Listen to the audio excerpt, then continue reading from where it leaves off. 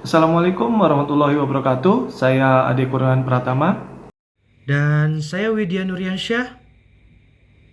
Pada kesempatan kali ini, kami akan mempresentasikan hasil pemaparan kami terkait bab korupsi untuk memenuhi tugas besar 2 pada mata kuliah Pendidikan Anti Korupsi dan Etik Universitas Mercubuana.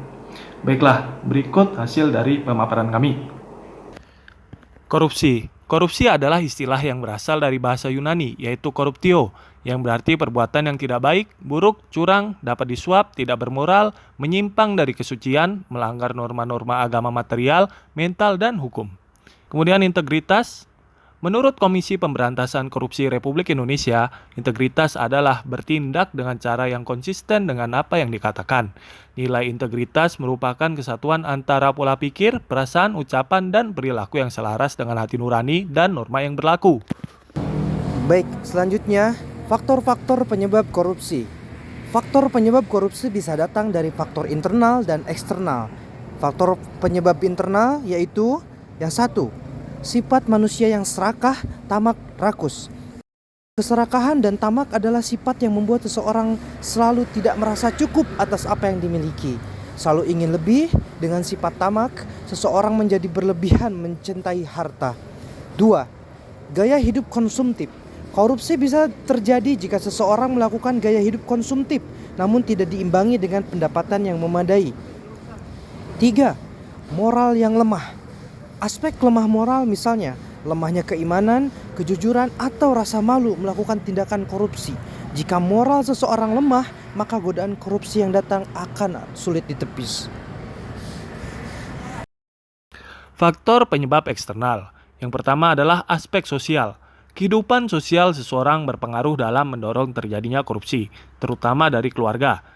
Kemudian, aspek politik. Tujuan politik untuk memperkaya diri pada akhirnya menciptakan money politik. Dengan money politik, seseorang bisa memenangkan kontestasi dengan membeli suara atau menyogok para pemilih atau anggota-anggota partai politiknya. Kemudian yang ketiga, ada aspek hukum.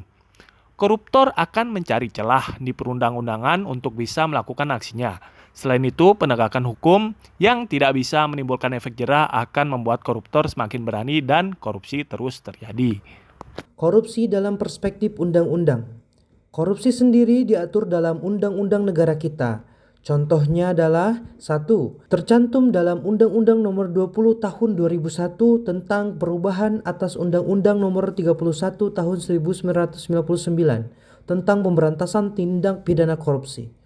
Kedua, Undang-Undang Nomor 28 Tahun 1999 tentang penyelenggaraan negara yang bersih dan bebas dari korupsi, kolusi, dan nepotisme.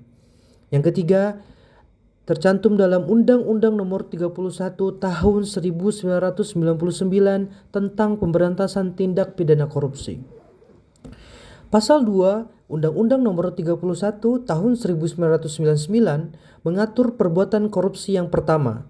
Berdasarkan ketentuan pasal 2, perbuatan korupsi yang dilarang adalah memperkaya diri, memperkaya orang lain, atau memperkaya suatu korporasi. Perbuatan memperkaya dilakukan dengan cara melawan hukum.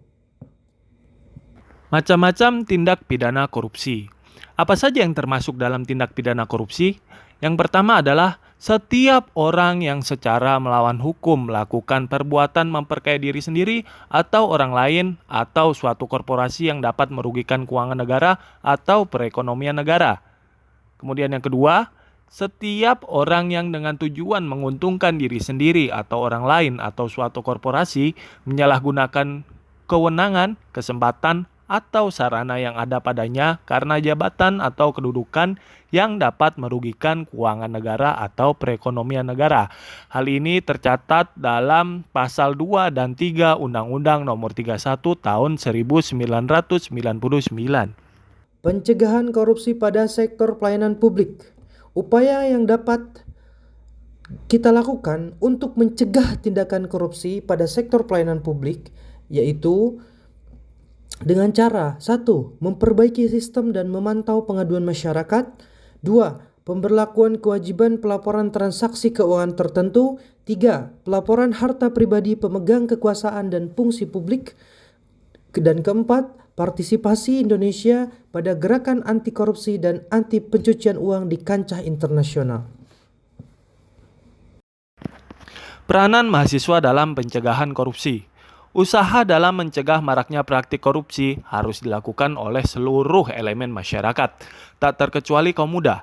Sejarah mencatat kaum muda seringkali menjadi aktor penting dalam setiap peristiwa yang ada di Indonesia. Peran mahasiswa untuk dapat berperan secara optimal dalam pemberantasan korupsi adalah pembenahan terhadap diri dan kampusnya. Dengan kata lain, mahasiswa harus mendemonstrasikan bahwa diri dan kampusnya harus bersih dan jauh dari perbuatan korupsi. Baiklah, sekiranya sekian hasil dari pemaparan kami.